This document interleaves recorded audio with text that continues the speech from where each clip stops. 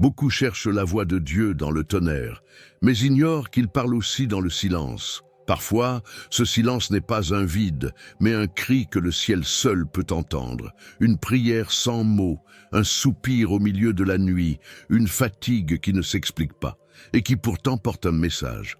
La plupart pensent que la foi se mesure aux paroles que l'on prononce, aux prières que l'on récite. Mais que faire quand les mots ne viennent plus ?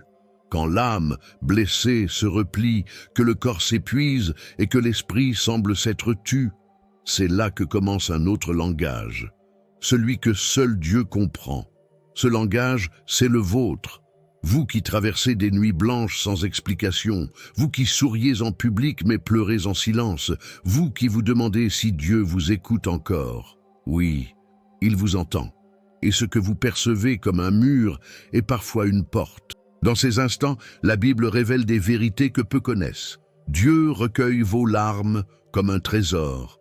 Il interprète vos soupirs comme des prières et il transforme vos silences en semences d'espérance. Ce que vous traversez n'est pas une absence de sa part, mais un chemin vers une révélation plus profonde. Aujourd'hui, nous allons suivre ce fil invisible, du corps qui s'effondre en silence, jusqu'au vase fêlé qui retrouve sa place dans les mains du potier.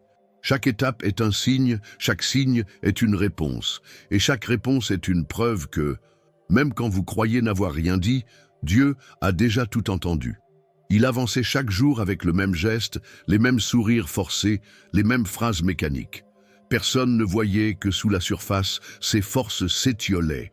La fatigue n'était pas celle que l'on mesure en heures de sommeil, mais celle qui vient quand l'âme porte un poids qu'aucun muscle ne peut soutenir.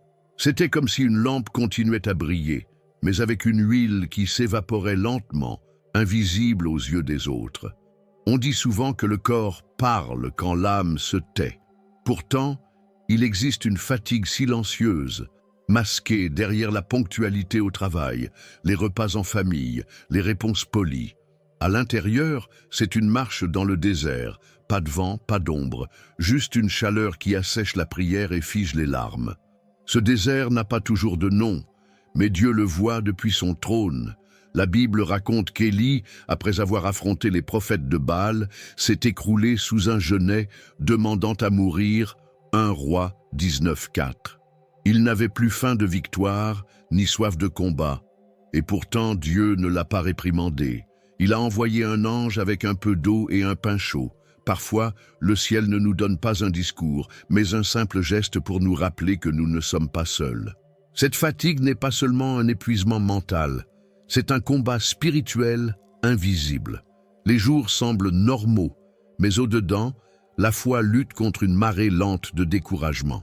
Comme une barque qui se laisse porter par le courant, on ne se rend pas toujours compte qu'on s'éloigne du rivage.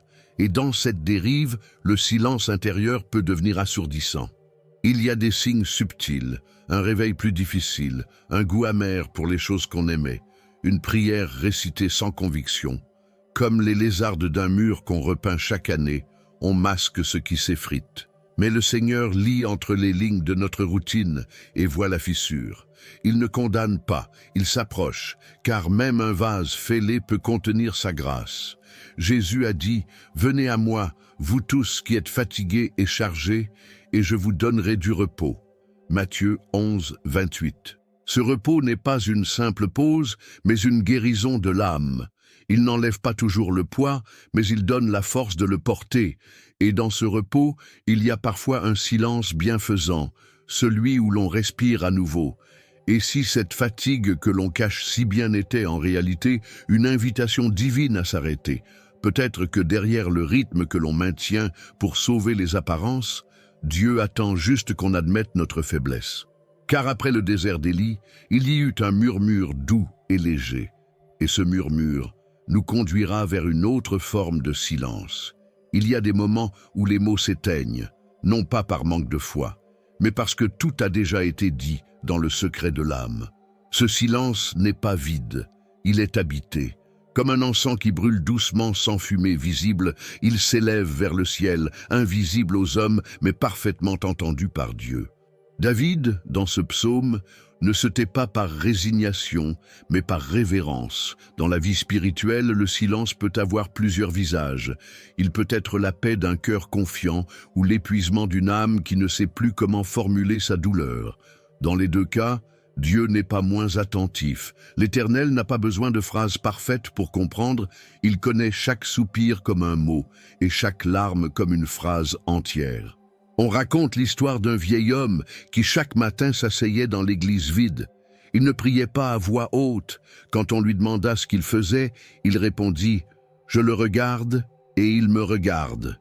Ce regard silencieux était sa prière la plus profonde. De même, parfois, notre silence est un espace sacré où l'Esprit parle pour nous. Dans les Écritures, Job, après avoir contesté et questionné, finit par se taire devant la grandeur de Dieu. « Voici, je suis trop peu de choses. Que te répliquerai-je? Je mets la main sur ma bouche. » Job 44. Ce silence n'était pas celui du désespoir, mais celui de quelqu'un qui reconnaît qu'il se tient devant l'infini. Il est une forme d'adoration. Ce silence est aussi un bouclier. Quand les accusations, les malentendus ou les épreuves s'abattent, il est parfois plus sage de se taire que de se défendre. Jésus lui-même, face à ses accusateurs, garda le silence. Matthieu 26 ou 63. Ce n'était pas une faiblesse, mais une force, celle de confier son sort au Père plutôt qu'aux hommes. Mais il existe un autre silence plus fragile, celui de l'épuisement. Celui où l'on voudrait parler à Dieu, mais où les phrases s'effondrent. Ce silence-là est un cri que seul l'Esprit peut traduire, Romains 8, 26. Et dans cette traduction divine, aucune syllabe n'est perdue. Dieu comprend même ce que nous n'arrivons pas à formuler. Ainsi, que notre silence soit une révérence ou une faiblesse, il peut devenir un langage sacré, car le ciel ne mesure pas notre foi au volume de nos paroles, mais à la profondeur de notre cœur. Et parfois, ce silence profond n'est qu'un prélude à un autre mystère, celui des âmes qui crient sans voix. Vous êtes-vous déjà senti perdu, déconnecté de qui vous êtes vraiment, sans savoir quel est le plan de Dieu pour votre vie? La vérité, c'est que vous n'êtes pas ici par hasard. Dieu a un but pour vous, et je veux vous aider à le découvrir. C'est pourquoi j'ai créé 3 e-books qui transformeront votre parcours avec Dieu. Cliquez sur le lien dans le commentaire épinglé et commencez votre transformation dès maintenant. Il y a des douleurs si profondes qu'elles se retirent du langage. Elles ne trouvent plus refuge dans les mots, alors elles se taisent. Mais ce silence n'est pas vide, il vibre comme un cri enfoui. Ceux qui portent ce genre de blessures marchent souvent parmi nous, souriants, serviables, mais leur âme est comme une maison dont certaines pièces restent toujours fermées. On remarque parfois que les plus brisés sont ceux qui parlent le moins de leur douleur, non par manque de confiance, mais par épuisement. Expliquer encore et encore ce que personne ne peut vraiment comprendre finit par user. Alors, ils ferment la bouche, mais le corps, lui, continue de parler. Insomnie, tension, perte d'appétit. C'est un langage secret que Dieu, lui, sait lire. Dans la Bible, Anne, stérile et accablée, se tenait devant l'autel, priant dans son cœur sans émettre un son. Ses lèvres bougeaient, mais aucun mot ne sortait. 1 Samuel 1, 13. Le prêtre l'a cru ivre, mais Dieu voyait la vérité. Derrière ce silence se cachait un cri qui montait droit vers le ciel. Ainsi, nos cris muets traversent le bruit du monde pour atteindre l'oreille du Très-Haut. Le traumatisme spirituel n'apparaît pas dans un diagnostic médical. Pourtant, il affaiblit autant, sinon plus, qu'une maladie visible. Il ronge les forces, altère la confiance, érode la foi. Comme un feu lent sous les cendres, il consume l'intérieur sans attirer l'attention. Mais là où l'œil humain ne voit rien, l'œil de Dieu perce jusqu'à la moelle de l'âme. Ceux qui portent un cri silencieux développent souvent une hypersensibilité à la souffrance des autres. Ayant appris à vivre avec leur propre douleur, ils reconnaissent instinctivement celle d'autrui. Il y a en eux une compassion qui n'a pas besoin de grands discours. C'est comme si leurs blessures devenaient des antennes spirituelles. Pourtant, ce silence prolongé peut devenir un piège. Se taire devant les hommes peut être sagesse, mais se taire trop longtemps devant Dieu peut enfermer l'âme dans une solitude stérile. Le Seigneur invite à déposer le fardeau, même si ce dépôt se fait par des larmes ou par un soupir. Déchargez-vous sur lui de tous vos soucis, 1 Pierre 5,7, n'est pas une figure de style, c'est une respiration nécessaire. Alors, pourquoi les plus blessés sont-ils souvent les plus silencieux? Peut-être parce qu'ils ont compris que la douleur, quand on la prononce trop vite, se banalise. Mais ce silence peut devenir, entre les mains de Dieu, une prière secrète. Et ce langage muet nous conduit vers un autre mystère, celui des prières qui ne sont pas dites mais ressenties. Le contenu vous a plu et il a fait une différence pour vous? Cliquez sur « Merci » et soutenez notre travail. Il y a des nuits où l'on ne peut pas prier, non par oubli, mais parce que chaque mot semble trop lourd à soulever. Alors, au lieu de phrases, c'est un poids dans la poitrine qui parle pour nous. Ce poids, Dieu le reçoit comme un encens qui se répand dans son sanctuaire, même si la coupe est fêlée. La Bible dit « L'Esprit lui-même intercède par des soupirs inexprimables » Romains 8, 26. C'est un mystère. Nos pensées brouillées, nos émotions éparses deviennent, entre les mains de l'Esprit, une prière claire et pure devant le trône. Ce qui pour nous ressemble à une confusion est pour Dieu une mélodie compréhensible. Un jour, une femme affligée raconta qu'elle s'était assise sur son lit, incapable de formuler la moindre prière. Elle avait juste murmuré « Seigneur » et puis plus rien. Plus tard, en méditant, elle comprit que ce seul mot avait traversé le ciel, porté par l'Esprit, et qu'il avait suffi à toucher le cœur du Père. Dans l'Ancien Testament, le parfum de l'encens représentait les prières du peuple montant vers Dieu. Psaume 141, 2. Même quand la fumée se dispersait, l'odeur restait. Ainsi, nos prières brisées peuvent sembler s'évanouir, mais leurs traces demeurent devant le Seigneur. Rien ne se perd, pas même un soupir étouffé. Parfois nous croyons que prier, c'est réciter des mots bien formés, mais la prière la plus authentique est souvent celle qui jaillit sans structure. C'est une offrande brute, sans polissage, déposée sur l'autel. Le Père n'est pas impressionné par la rhétorique, mais il est ému par la sincérité. Et si ces prières silencieuses étaient en réalité les plus puissantes, parce qu'elles ne passent pas par le filtre de notre orgueil ou de notre logique. Elles viennent directement du cœur et, en cela, elles ressemblent au sacrifice pur que Dieu agrée. Elles brûlent sans artifice, comme un bois sec qui s'embrase instantanément. Ainsi, la prière qui n'est pas dite mais ressentie nous rappelle que notre corps n'est pas fait pour tout porter seul. Car si l'âme tente de survivre sans aide, le corps finit par s'épuiser. Et cette fatigue silencieuse devient un signe que quelque chose au-dedans appelle au secours. Il y a une fatigue que ni le café, ni le sommeil, ni les vacances ne guérissent. Une fatigue qui se loge dans les os, dans le regard, dans le souffle. Elle ne vient pas d'un effort physique, mais d'un déséquilibre invisible. L'âme lutte seule, sans que l'esprit prenne le relais. Alors le corps s'use comme une maison où tout repose sur des fondations fissurées. Dans les Écritures, le prophète Jérémie dit « Ma force s'est perdue, ainsi que mon espérance en l'Éternel ». Lamentation 3, 18. Quand l'espérance s'éteint, le corps se plie sous un poids qui n'a pas de forme, mais qui écrase tout. C'est un signal d'alarme. Ce qui est atteint n'est pas seulement le moral, mais la racine même de notre être. On rencontre des personnes qui, après des mois de douleurs diffuses ou d'épuisement chronique, découvrent que leur vraie blessure était spirituelle. Leur cœur portait une colère jamais déposée, une peur jamais confiée, une foi laissée à l'abandon. Et comme l'âme est le souffle de vie, quand elle s'essouffle, tout l'organisme en ressent l'impact. Il ne faut pas oublier que nous sommes un tout, corps, âme et esprit. Quand l'un chancelle, les autres finissent par plier. Même Jésus, avant la croix, a ressenti cette lourdeur. « Mon âme est triste jusqu'à la mort » Matthieu 26, 38. Ce n'était pas son corps qui faiblissait en premier, mais son être intérieur, accablé par ce qui l'attendait.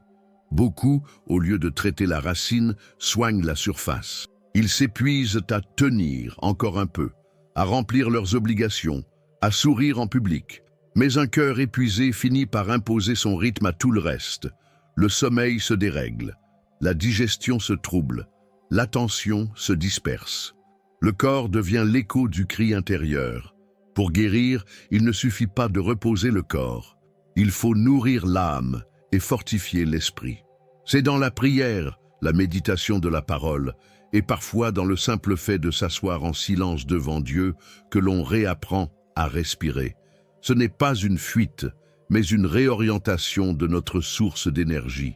Et si cette fatigue persistante était un message du ciel, un appel discret mais urgent à cesser de lutter seul, car parfois, ce n'est qu'en reconnaissant que l'âme s'est tue qu'un rêve ou une vision vient nous révéler l'état réel de notre esprit. Elle s'appelait Marianne. 3 nuits de suite, le sommeil l'avait fuyie. La 3e, épuisée, elle s'endormit enfin et vit une croix, haute, imposante, plantée au milieu d'un champ. De loin, elle semblait intacte, mais en s'approchant, elle remarqua une fissure qui courait de haut en bas, invisible à quiconque ne la regardait de près. Elle comprit que cette croix, c'était elle. Marianne menait une vie apparemment solide, fidèle à l'Église, présente pour sa famille, active dans son travail. Mais son esprit, sans qu'elle s'en rende compte, avait cessé de s'exprimer. Les prières étaient devenues mécaniques, la foi une habitude plus qu'un souffle vivant. La fissure intérieure grandissait, bien à l'abri des regards. En se réveillant, le rêve ne la quitta pas. Elle se souvint de Proverbe 4,23. « Garde ton cœur plus que toute autre chose, car de lui viennent les sources de la vie. » Elle comprit que ce n'était pas son corps qui menaçait de céder, mais le centre même de son être. Elle n'était pas brisée à l'extérieur, mais elle se fragilisait à l'intérieur. Elle décida de parler, non pas à tout le monde, mais à Dieu et à une amie de confiance. Ce simple pas de vérité fut comme un baume sur la fissure. Les larmes qu'elle n'avait pas versées depuis longtemps coulèrent enfin, lavant la poussière accumulée sur son âme. C'était le début d'une restauration invisible, mais réelle. Ce rêve devint pour elle un repère. Chaque fois qu'elle sentait son cœur s'endurcir ou ses prières s'éteindre, elle repensait à cette croix fissurée. C'était son avertissement personnel, sa balise intérieure. Comme un marin qui sait qu'un certain rocher doit toujours être contourné, elle apprit à reconnaître les signes d'un silence spirituel qui s'installe. La fissure ne disparut pas en un jour, mais elle cessa de l'ignorer. Elle comprit que Dieu ne cherchait pas des croix parfaites, mais des cœurs qui restent ouverts, même lorsqu'ils sont marqués par les intempéries de la vie. Sa fragilité devint une porte par laquelle la grâce pouvait entrer. Et dans cette révélation, elle se rappela que d'autres avaient connu ce silence de Dieu, comme le peuple hébreu dans le désert, apprenant que parfois l'absence de voix est une préparation à une parole plus grande. 40 ans à marcher, entouré de sable et de ciel, mais sans entendre directement la voix de Dieu. Pour le peuple hébreu, le désert n'était pas seulement un lieu géographique, c'était une école de silence. Pas de tonnerre chaque matin, pas de vision éclatante chaque soir, juste la manne, l'ombre de la nuée le jour, la lueur de la colonne de feu la nuit. Dieu parlait, mais autrement.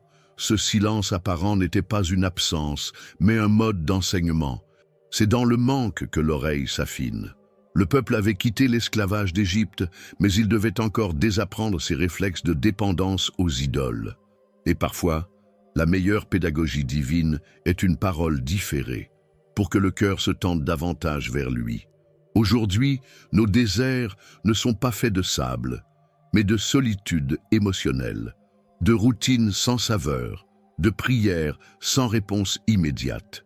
Et comme les Hébreux, nous sommes tentés de murmurer « Était-ce mieux en Égypte ?» Ce regret du passé, même douloureux, montre à quel point l'attente peut être inconfortable. Pourtant, même dans le désert, Dieu donnait des signes quotidiens de sa présence. Chaque lever de soleil sur la tente était un miracle de plus.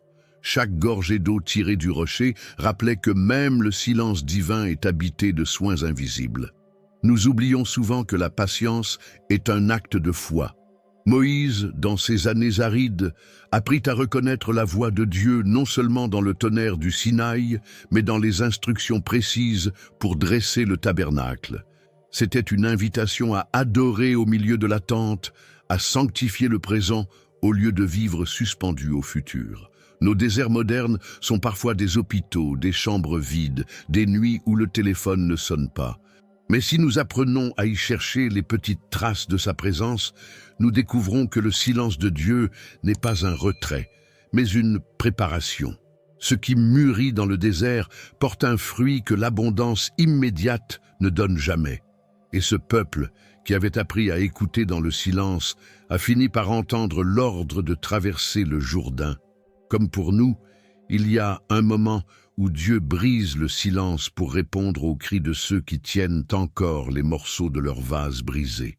Un vase fêlé ne retient pas toute l'eau, mais il porte les traces de ce qu'il a déjà contenu. Ces marques ne sont pas des défauts à cacher, mais la preuve qu'il a servi. Dans la vie spirituelle, nous sommes souvent ce vase, porteurs de blessures, mais encore debout, tenant les morceaux avec l'espoir que Dieu veuille bien les remplir à nouveau. La Bible nous montre que Dieu ne méprise pas les instruments brisés. Au contraire, il dit « Je suis près de celui qui a le cœur brisé ».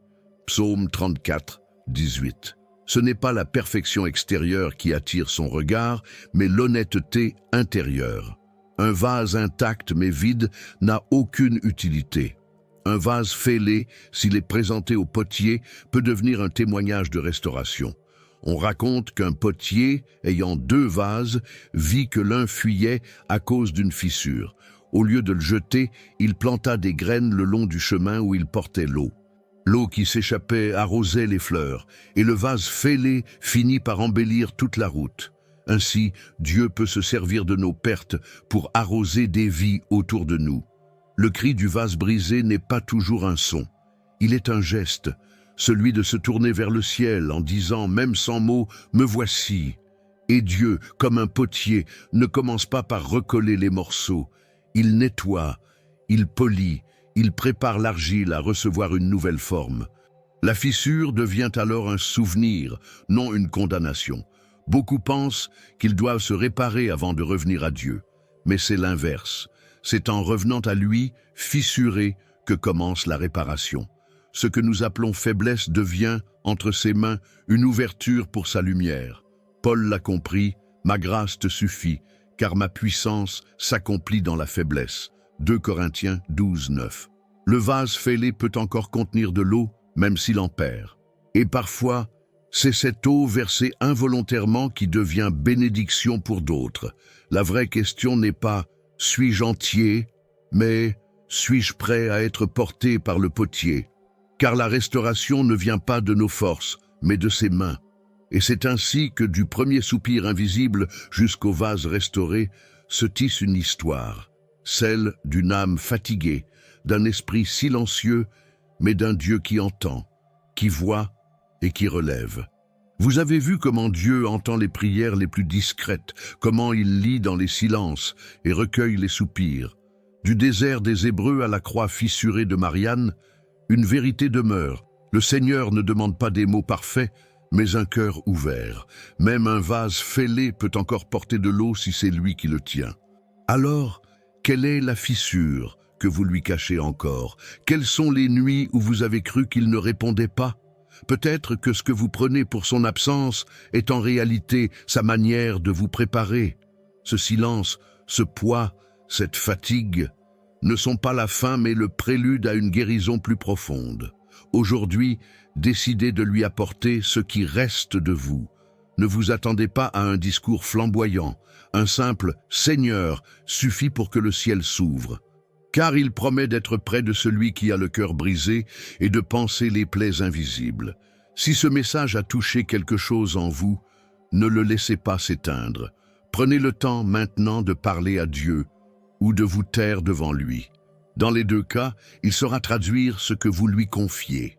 Abonnez-vous à cette chaîne et activez les notifications pour continuer à recevoir des paroles qui nourrissent l'âme, fortifient l'esprit et rappellent au cœur que, même en silence, Dieu écoute encore.